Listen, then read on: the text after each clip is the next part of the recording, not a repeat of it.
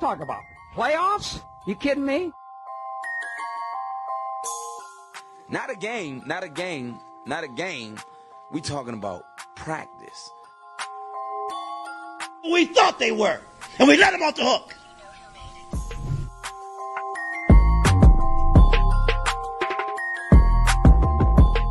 Decide a different need, I'm coming. I'm flat out coming. It's my quarterback. And if you guys do that, man, it's unfair.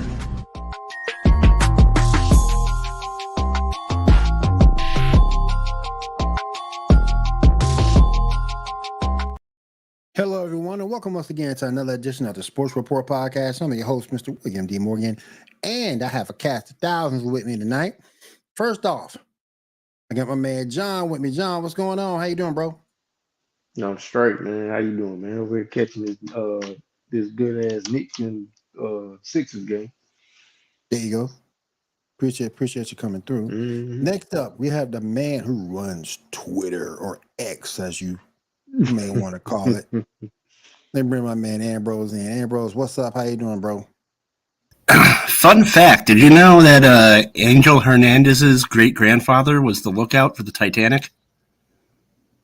No. I had no clue. That is a fun fact. He wasn't doing a good job. No, it explains his performance as an umpire. It must be hereditary. I got that Yeah, damn. That's deep, You man. admitted there, Will. I got that one. Damn. He was a lookout for an iceberg and didn't tell no damn body. Exactly. That's Exactly. beat Oh, up. man. Then he ejected half the lifeboats. He played All right. it himself. All right, everybody. Thank you for coming over from Twitch and our YouTube channel. Appreciate you guys coming through. We're going to go ahead and get the show started. Today, there was a trade. The Jets ship out Zach Wilson to the Denver Broncos and a pick swap. Zach Wilson's career in New York is finally over. I mean, that's dangerous because John Elway already looks like an old lady. There might be a lot of confusion going on in that front office. Damn. Damn. But so we had come. I don't know how I feel about this because I still don't think. I don't think he's a very good quarterback. Don't think he will be a very good quarterback. That's just my opinion. Maybe a change of scenery can help him, but he ain't Drew Brees by far. You know, Never will be. Nope. There's 3 tiers of quarterback in the NFL. You have your elite tier, obviously, and most teams are never going to get that guy unless they get lucky in the draft or they get lucky in a steal of a trade or something happens. Then you have there's 4 tiers. Then you have your really good guys that can lead your team to a victory, that can lead your team to a Super Bowl, but they're not elite. They'll never be in the same league as Mahomes. Kirk Cousins. Perfect example. Yeah. And then you have your talented guys who are more or less placeholders. And, you put this guy under center. You're looking, your season's going to be a dud. You're looking at the draft. This guy's going to just hold on to the team, maybe get you 7 or 8 wins. If you're lucky, maybe you get a wild card spot. And then you have like your terrible quarterbacks who are, named Russell Wilson. So, I mean, and Zach Wilson is kind of like that good quarterback. He's that quarterback you get when you're looking at the draft class coming up, and there's a guy Denver wants, and it's like, okay, but what can we do for this season? We don't want to completely suck. So you get someone that can control the ball, move it forward, win a couple games for you. I mean, I don't think anyone on this panel thinks this is the final answer or this is the long-term solution for Denver. No. I mean, it's obvious that they're looking to the future and they just need a guy to throw the ball right now. And I mean, can't throw the ball either. Or they're just looking for a guy to stand there. Just stand there. You need 11 guys on the field. Just be one of them. I mean, who's there as the quarterback? I don't know who the backup to Russell Wilson was. I don't either. Russell got benched for him, whoever he was. So yeah, I have to look that up. But the problem with the NFL, and it's a problem that's specific to the NFL and the and Major League Baseball, because you need skilled positions. Basketball and hockey can handle 30 to 32 teams because you can adapt your game. You might not be able to get Steph Curry, but if you get enough guys to get on the court or enough guys to get on the ice, and you can play with the fundamentals and you can play as a team, you can squeak out some wins, because hockey and basketball strategies, there's thousands of ways to alter the way you approach a basketball game or a hockey game. Football, there's 32 teams. There's not enough good quarterbacks. Baseball, same thing with pitchers. You got one person that controls a lot of the game, and he controls the outcome. And the talent pool is so saturated. I mean, it makes people like Zach Wilson necessary because you just don't have anyone else. Right. As far as the 7th round pick goes. I know John, I know you're happy he didn't end up in Minnesota. Oh yeah, hell yeah. I'd rather take my running back and run a Wildcat and put him at quarterback. You hear me? Ain't no way in hell. I'm just happy the Raiders play. I am happy that the Raiders play Zach Wilson twice a year, because that makes up for the 2 times that we will lose to Patrick Mahomes.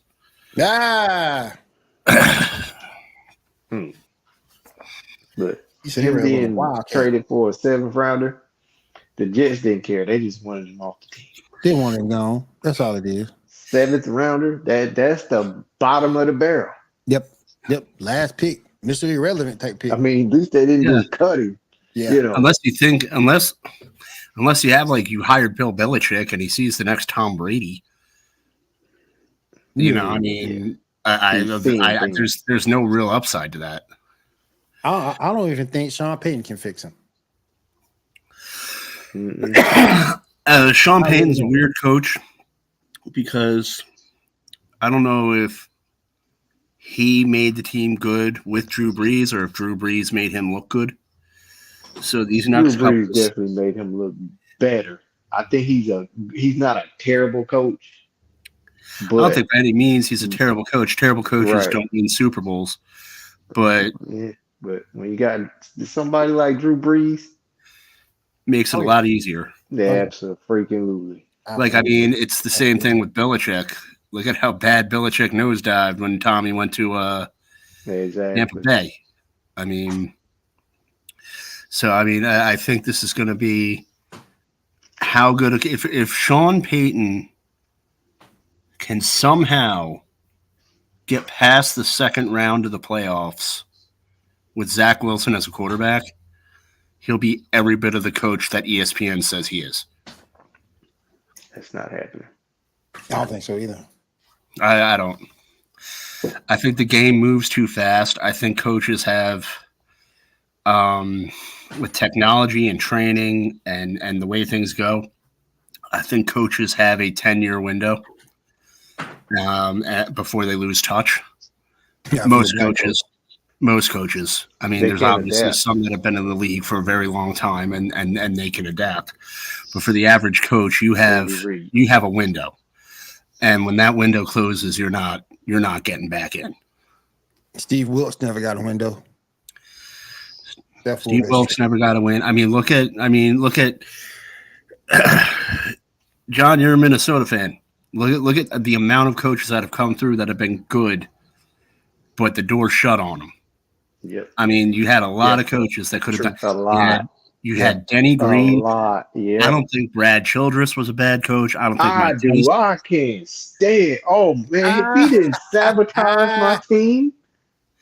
Well, how you get Randy No, not Moss Brad back? Childress. Who was the I was guy about with to say, the guy with the big we head? had some good years with him there, but Brad Childress was awful in crunch time. Like he made no good Who's the decisions. guy with the big head that I always confused with the head coach of the Ravens? I can't think his name, but I can see his face. His hair was bald in the middle, right? Yeah, here. he looked like the coach of the Ravens. I can't think of his name, but I know he was a good coach. Yeah, he was a good coach. Yeah, he was before Brad Childress. Mike Tice. Mike, Mike Tice. Yeah. Not Brad Childress. Brad Childress is the guy that looked like Ned Flanders. Yes. Oh man, if there's one coach I can't stand is Brad Childress, man. I ain't gonna even get started on his shit. But I mean, you had someone like, I mean, I think Denny Green should get a shot at the Hall of Fame because he brought back Randall Cunningham's career. Randall Cunningham was a nobody when he left Philadelphia. Denny Green took a chance on Randy Moss. Yeah, they took a chance on Randy Moss. They were a field goal away. Dennis Green was a field goal away from being a Hall of Fame coach. Yep, that field goal killed him. Yep, freaking Falcons. Yeah. Speaking of the Falcons, interesting segue. Matt Ryan officially retired today as an Atlanta Falcon. Let me ask y'all a question. Where does Ryan stand in terms of all-time quarterbacks? Where do you think he stands? Right outside the Hall of Fame. What did you say? Not in the Hall of Fame? I said right outside of it. Yeah, I stick him looking through the window. He the Hall of the very good. I think it. Unfortunately, the way the writers vote, there's a lot of quarterbacks that should be in the Hall of Fame that aren't, and I think Matt Ryan's going to be there. Matt Ryan's going to be there right next to Bernie Kosar, wondering why the hell he hasn't gotten his call yet. So I mean, he got to one Super Bowl, right? He got to one Super Bowl. He's got the stats. The biggest Super Bowl of all, the biggest deficit, which ain't all his fault. Like that defense had to do something, but he lost he could have been the Giant Slayer, and I think him and Bernie Kosar have very similar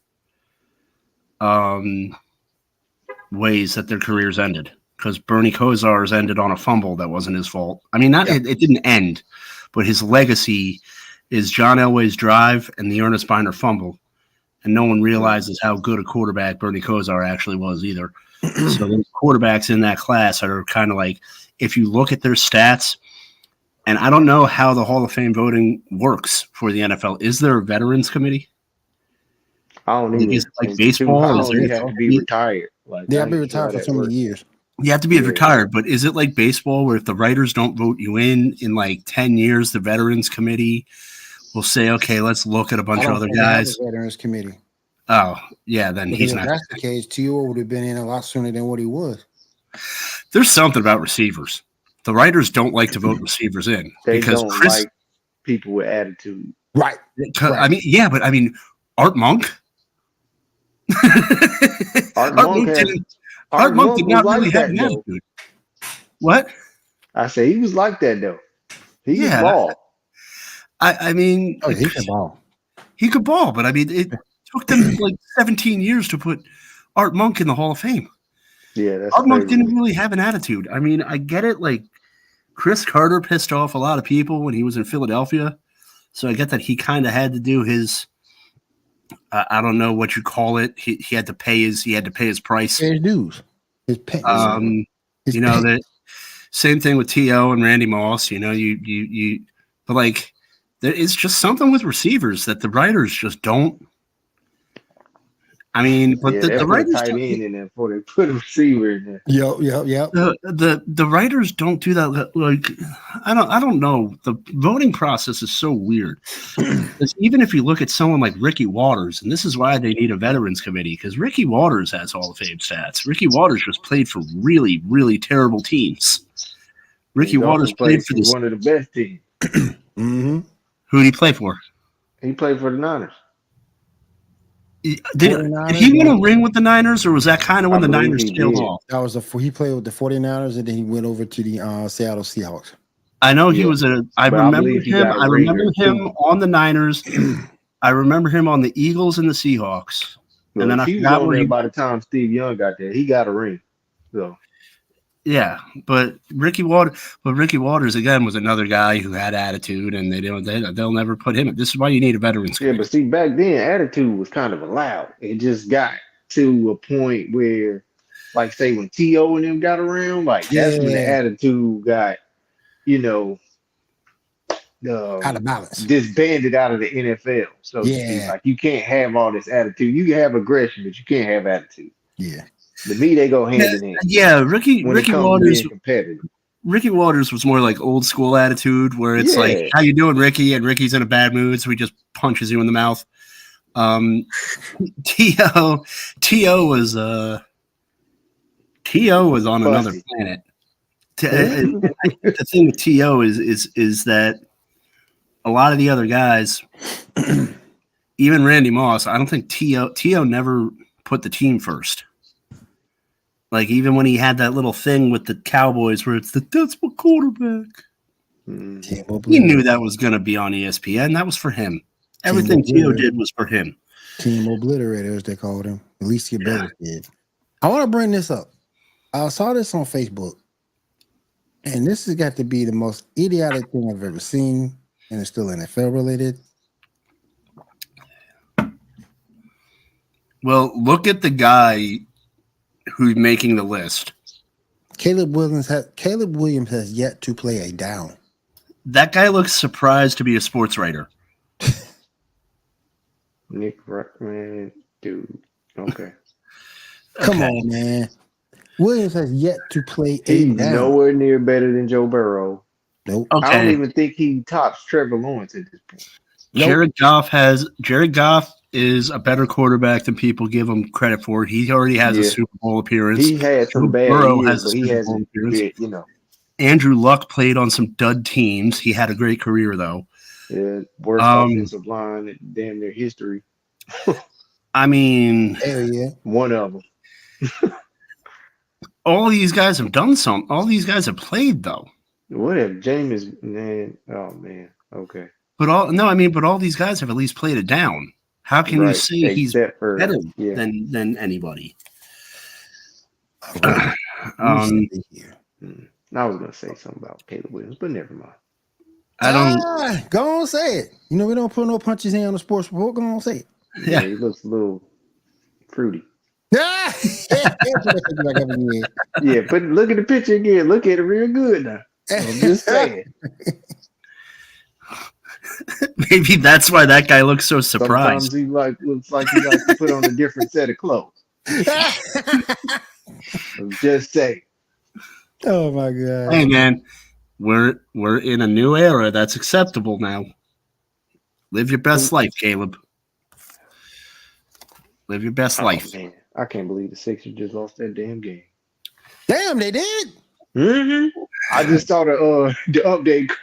I looked over at the TV. I was like, damn, the game went off. My bad. I mean, what's going on? But I could have sworn the Sixers was about to win, so I couldn't watch it.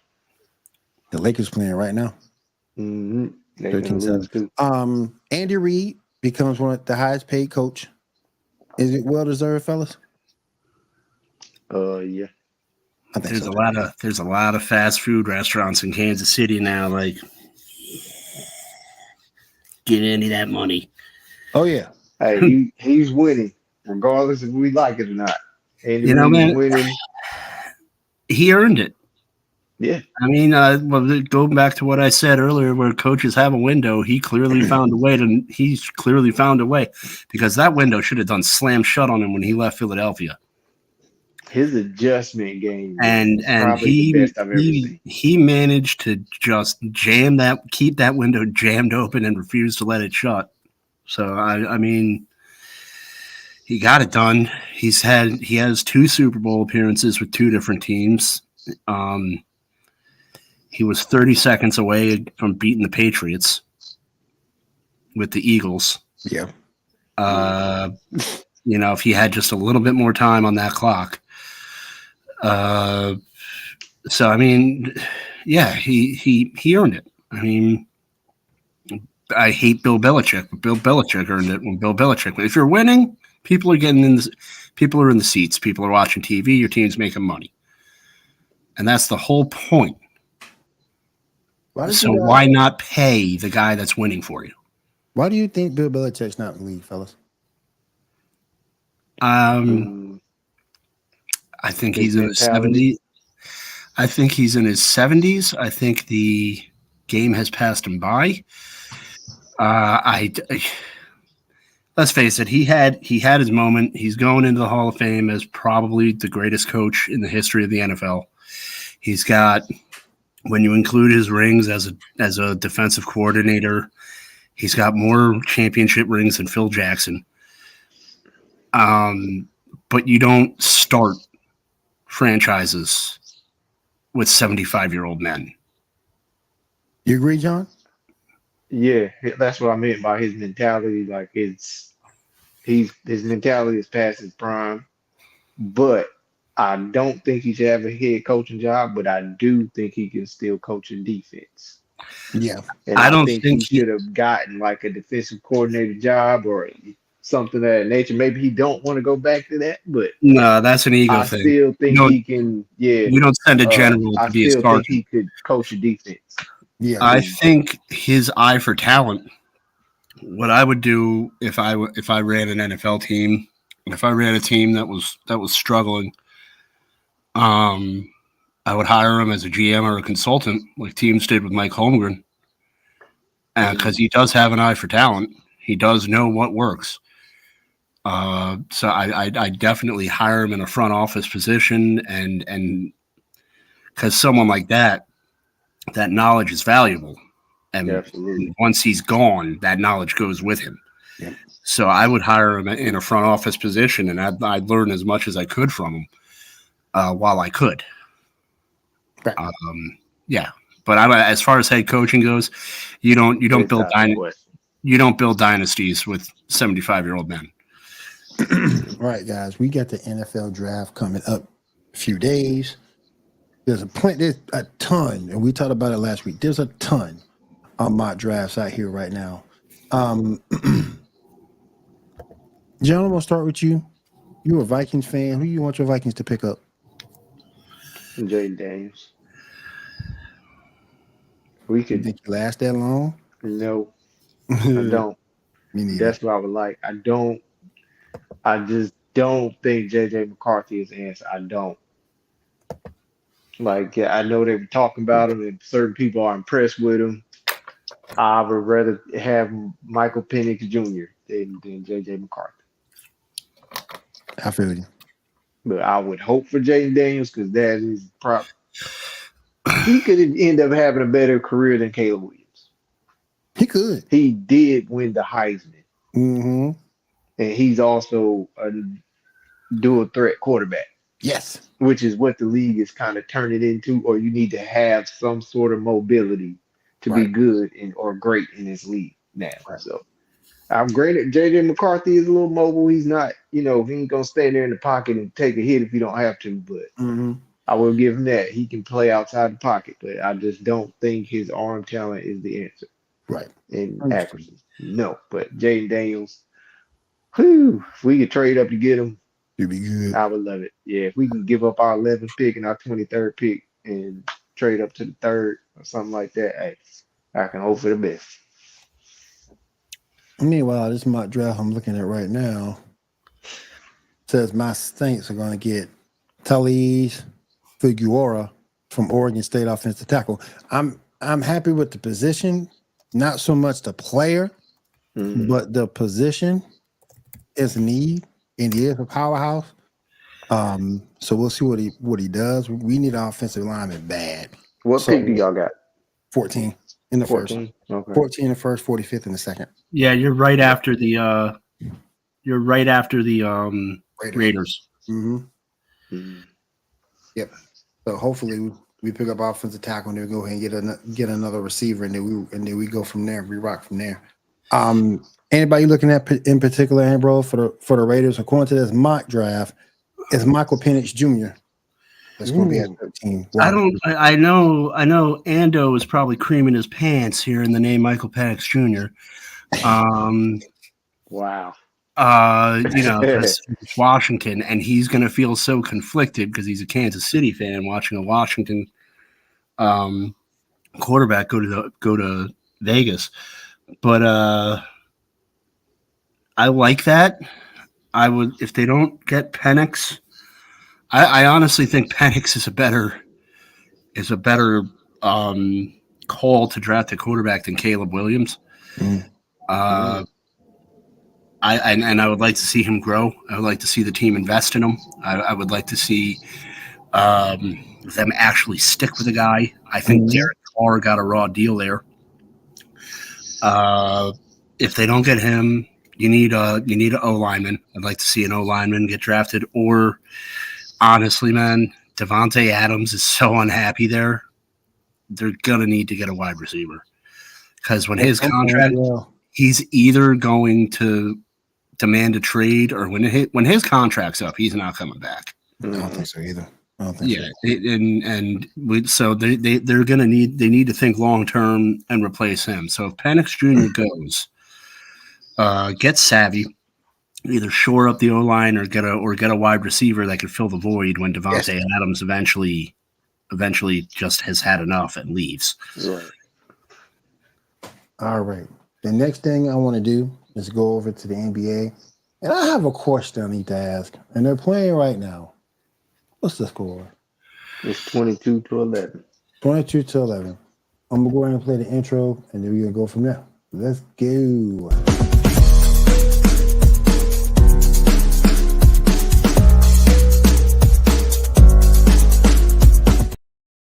Welcome to the hardwood with the dick. Hold on, am I reading this right? Are the Knicks actually up in a series? Knicks up 2-0. Like when I say Philly was just had this game in hand, and I looked away and I saw the notification on my phone. Knicks up 2-0. I might have to start watching basketball again. My Knicks are actually winning in the playoffs. I don't know. Jalen Brunson's been playing. He's been off. It's out. Not in this series. He's been shooting the ball awful. Like he had some D-Lo stats the other night, but even though he had more points, he got him from the free throw line. I'm just saying he was like 8 for 20. Like, I mean, Michael Jordan ruined basketball for me in the 90s because there were so many. For a lot of people. Every year as a Knicks fan, I'm sitting there like, this is our year. We're getting it. And Michael Jordan would just be like, nope. And then what happens? Michael Jordan leaves to play baseball. And like 3 years in a row, Reggie Miller says, nope. Hakeem Olajuwon says, nope. And Shaquille O'Neal says, get out of here. So the Knicks, the 90s were a really tough time to be a Knicks fan. I might have to come back into the fold and start watching some basketball. There you go. Now let me ask you guys this. How come it seems that the Lakers, and they're up right now by 7, but why does it seem the Lakers can't beat this Nuggets team? Is it just the case that the Nuggets have the Lakers number? What do you think, John? Yeah, they definitely got their number. And I mean, like I say, they Bron and AD did their thing the first game. But nobody else showed up. Denver's team is always going to show up. Their team, their starting 5, their 7 front 7 people that they enter in and out the game are going to show up in some fashion every game, damn near every game. Yeah. Also, AD does not have a good track record against foreign centers You or don't. bigs. It's terrible. You really Like, don't. I don't know what it is, why he can't stop them. Right. Like, but he can't. They can't stop Joker to save their life. And Murray, he's clutch. Like, Oh yeah, closer. he's pretty much Dame time clutch. Yeah, So closer touch. Yep. yeah, like I say, Joker had 4 dunks in the first game. You can't slip a piece of paper under that mofo, but he's dunking the basketball on y'all. I don't understand. So I mean, just saying. I kind of want to be that job in the NBA to just go to Eastern Europe and find like an 8-foot Russian guy and just be like, "Hey, you want to come play basketball?" Let's go. Let's go. But I think that's the case too. That they have the Lakers number. I really think they have the Lakers number. We'll see if they play well tonight enough to get this win. All right, Ambrose. I know you got some things you want to talk about on the 7th inning stretch. Let's go. I wanna be the best in the game, invest in my name, check no restraints, I'm obsessed with the pain, I ingest, I retain, assess and I change, possessed by the thought I'll be free one day from society's restraints. Yeah. Welcome to the 7th inning stretch. It is your humble placekeeper for 7. Hold on, let me go down to my notes because 7 did say some things in the chat tonight, so I want to make sure I address those points as well. First off, the Kansas City Royals, which is something that 7 communicated with me. They have a very weird stat right now. They have not allowed an unearned run, which is almost unheard of for anyone watching who's not familiar with how runs work. You either have an earned run or an unearned run. Earned runs are usually a guy gets on base, guy scores, the pitcher gets an earned run tacked onto his statistic because the pitcher allowed the guy on base.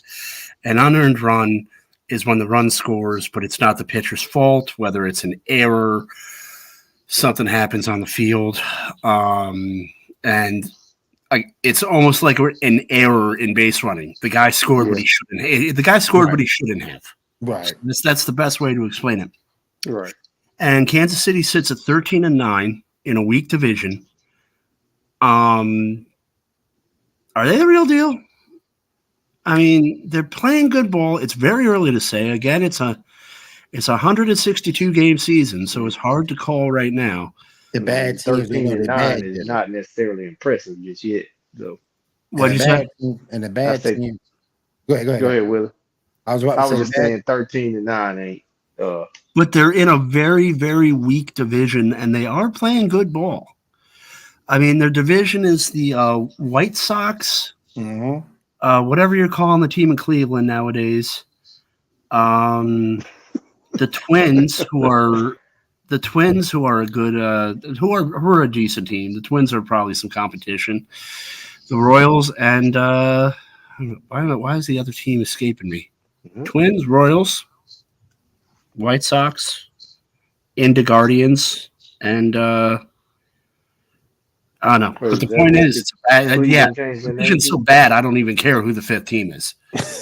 I mean, let's just say that. Damn. So I mean, there's a way, and teams like that, if they can squeak through, get a wild card or clinch that division, it's teams like that you got to worry about, because if they get hot, they can run the gauntlet and they can get to the series. Yep. What do you think, John? I mean, I ain't a huge baseball person. Like I say, I keep up with my Braves. Those like my 2 grandfathers' teams. But I mean, like I say, you said they're in a weak division, right? Mm-hmm. Yeah, the Tigers. The Tigers are the 5th team. I don't know how I lost that. Okay, so yeah, but I mean, baseball is one of those sports where anything is possible to me. Yep. It's so much that can take place versus other different sports like basketball, anything, football. One player can go out and the whole thing goes to shambles. But yep, it's correct. Totally different. Baseball is strictly a team sport. Like, and if you go in hot and you get hot at the right time, yeah, Because there's plenty of teams that catch fire right before the playoffs start, and then they keep that fire going in the playoffs. Yep. So, The second thing before I get on to my main talking point is weird thing happened during the Yankee game. Aaron Boone was ejected for a comment made by a fan. He was arguing with an umpire. The umpire told him not to say another word.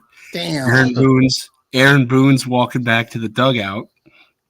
A fan heckles the umpire, and the umpire turns around and throws Aaron Boone out. Damn. What is MLB going to do about these umpires? I mean, last year a guy got an umpire ejected a guy for clapping too loud in the dugout. What are they going to do? Like what are they going to do? NBA refs. I mean, I hate the concept of robots coming in and calling balls and strikes. I hate that concept. I think that will take a lot away from the game. But the umpires are not presenting a very good case for themselves. And it's getting to the point where it's like you're going to kind of have to do that. Yep. Because these guys, between that and Angel Hernandez, like I could up and hit someone in the head, and Angel Hernandez would be like, "Nah, you missed, dude." Grandfather was a lookout.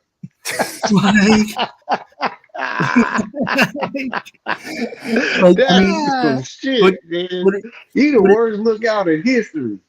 I mean, but it's embarrassing. It's very embarrassing. I mean, if the NFL had that problem, they're on their way. It's not as bad though. No. I mean, the NFL, a lot of the officiating problems are technical, and it's evolution of the game, and it's what used to be a catch as opposed to what's a catch now. And I think a lot of the officiating issues in the NFL haven't caught up to the way the game is played now. So I don't think it's necessarily as bad. I think they need to have – I definitely think the NFL needs to have like a seminar and have the officials come in and teach and go over and be like, this is a catch now. It's the game is different because the game's moving so rapidly with the NFL. What used to be a clean hit isn't a clean hit anymore. There used to be this, and there's a lot of old umpires and referees that are kind of like, I don't know, that they genuinely don't know how to call some things. Right. Yeah, it's not like Major League Baseball where the pitcher's throwing a ball from New York to Philadelphia, and the umpire's like, "Yeah, that was a strike." What? What the hell? Yeah, like, you got to pull out the Angel Hernandez reel. This guy threw a ball, the same exact pitch, 3 times. It was at least 2 to 3 feet outside of the strike zone. Damn. This guy, and it was a strikeout. So what is this? So, I mean, I know, like, right? what do you do? Because now the umpires become the story. The umpires are not supposed, and in the NFL, when the officials become the story, you best believe the commissioner calls that crew in and calls that referee in and says, "Get your shit together," because you guys are becoming the story. Yeah. If you don't get your shit together, you're going to be calling games in Cleveland until you decide to retire. Like, you're going to be calling games that don't matter.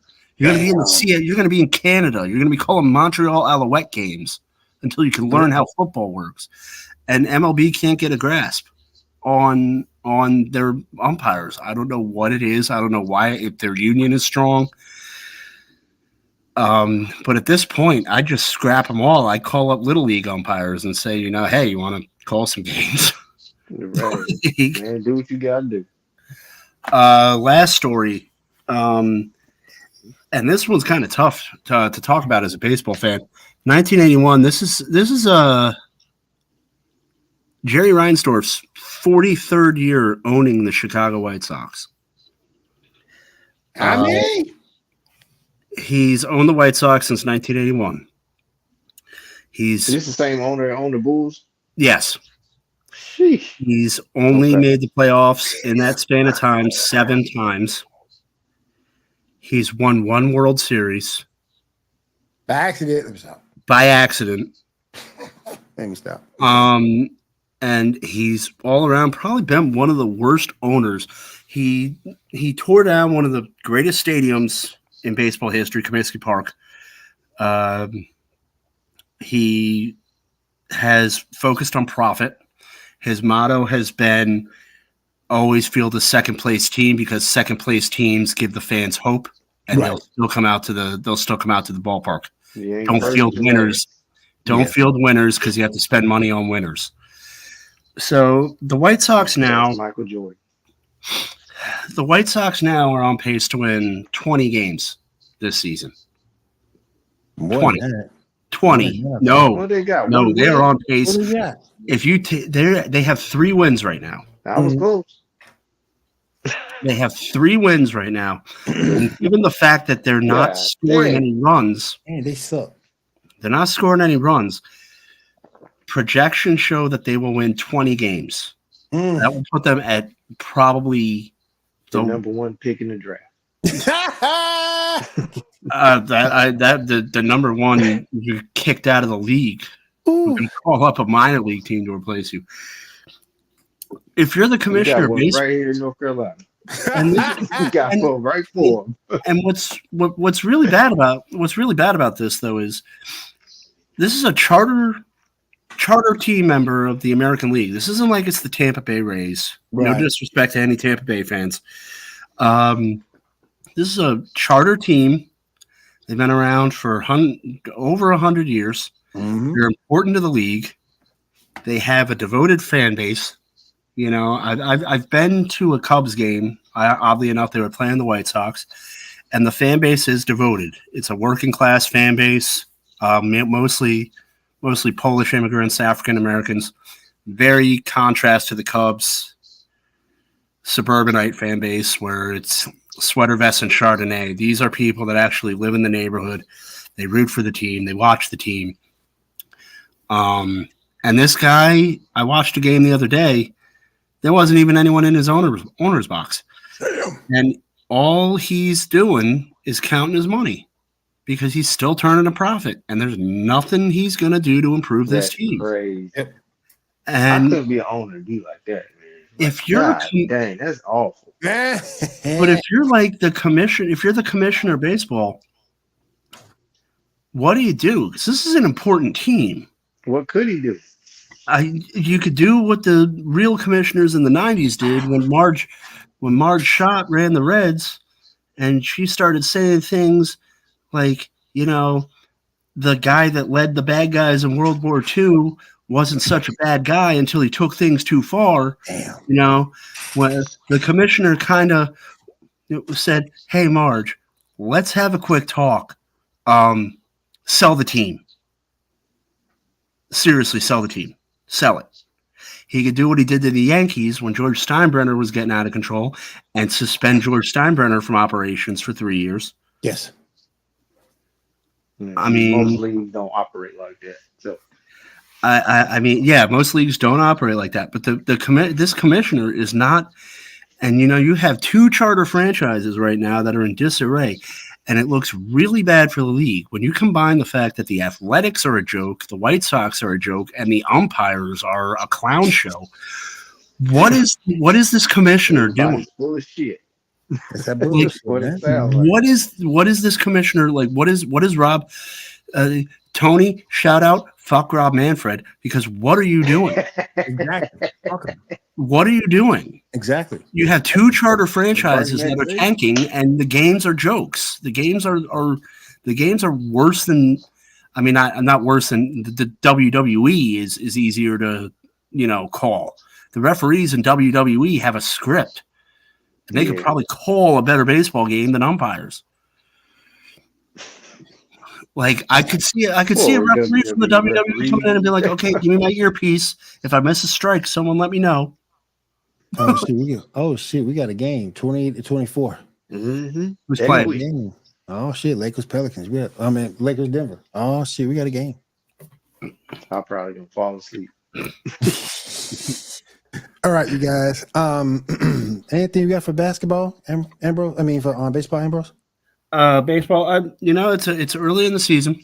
Other than my talking points, hopefully the Yankees can hold on until Garrett Cole's healthy. If they can, they're probably going to make a huge run at the playoffs because they're running away with it right now. I think the Royals are going to be a team to watch. I still think the National League Central is the division to watch in the National League. All 5 of those teams are good. Oh, that's the other talking point. Mm-hmm. What's up with the Mets City Connect jerseys? That thing's ugly.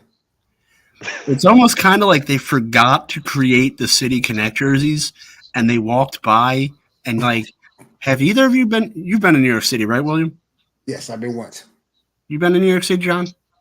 Not New York City, no. I've been in New Okay, York. like in New York City, I don't know how it is now because I haven't been in like 10 years. I haven't been back up there. There used to be guys selling bootleg merchandise on the streets. They'd roll a blanket out. You'd get your either stolen bootleg. Yeah. And it's kind of like you walk past, and that's what the Mets jersey looks like. It's kind of like, like that guy that's like, yeah, you want a Yankee jersey? I can hook you up with a Yankee jersey right here. Look at this. NY, Yankee jersey. Jerseys. And it's kind of like the Mets owner was walking down the street like, oh, crap, we forgot to put a City Connect jersey together. Yeah, give me that one. They just hodgepodged it together, threw it together. Yeah, we're going to look like the Yankees for that's fashion 20 times a year. They just throw shit together and call it fashion. I mean, and the thing is with the Mets, I mean, the Mets fans have so much pride. All it would take is to just make an orange jersey and put Queens across it. We ain't got no pride now. I mean, just write Queens. They're from Queens. They've always been proud to be from Queens. I don't even understand why they just wouldn't write Queens on the jersey. Or even, if Queens might have some negative connotation because it could maybe a Q. Mm-hmm. But I don't know. But it's just terrible. I don't know. All right, you guys. Before we get on out of here for the night, any final thoughts from you guys? John, any final thoughts? Final thoughts. Good luck to the Knicks. We don't really talk hockey that much on the Sports Report, so I'd like to wish my New York Rangers luck. They won the first game against the Capitals last night. They go back in at 7 p.m. tomorrow. Hopefully we can get past this first round. The Capitals are always a tough play. And get that cup. So that's really, I'll be watching the Rangers when I'm not watching baseball. Lakers and Nuggets, 28-26. Yep. Like I say, Lakers are going to lose. They're going to lose. Don't say that, man. They're going to lose like LeBron's losing his hairline. You hear me? They're going down. Dan is going to burn that Walmart to the ground. Yeah, he is. Yeah. But may have been wrong about the Pacers and the Bucks. We might have been because the Pacers look good the Bucks look good the other night. Without Giannis. Yeah. And Dame didn't score a point in the second half, and they still maintained the lead. Yeah. That's crazy to me. And Halliburton hasn't really turned back that switch since he got injured. Mm-hmm. He hasn't turned back that switch he had going before. Right. Then. So I definitely could have been wrong. This is for Zoe. She ever see this? Go James Harden showed up last night. Showed up yesterday. Go Harden showed up. Yeah. And he shows up in the first 2 rounds. It's just, he gets to that last round. Yeah. So I think he can keep it hot versus them because I noticed. Wait, you said James Harden 3 times. Where is she? Hey, she's clicking her heels. But I noticed what the Clippers did as a team. Right. Kyrie and Luka got all they were supposed to get in points. They both had over 30. Mm-hmm. Nobody else got anything. Yeah. The rest of the team scored close to 30 points. Right. As a whole. So I'll say that I'm proud of the Clippers as a franchise because growing up, they were nothing but a joke. I mean, you never heard about the Clippers. I mean, unless Jay Leno was making fun of them. and the fact that they've actually been able to turn it around, and even with the unpleasantness with the owner, and that could kill any franchise with that whole scandal, and the fact that the guy that bought them believes in the team and is willing to spend the money to put a winner on the court. Oh yeah, I think it's good for basketball. It's good to have two competing teams in LA, and I'm kind of happy. I'm kind of happy for the Clippers. All right. My turn, real quick. Final thoughts. Fuck Rob Manfred. Fuck Rob Manfred. Fuck him. Fuck him. Tomorrow in the NBA, we got Minnesota and Phoenix. We got the second game between Milwaukee and Indiana, and we got the second game between the Clippers and the Mavs. So definitely get your NBA playoff games on. We're gonna watch all of them. Oh, I got a case of Jiffy Pop. I might have to break one of them out for that.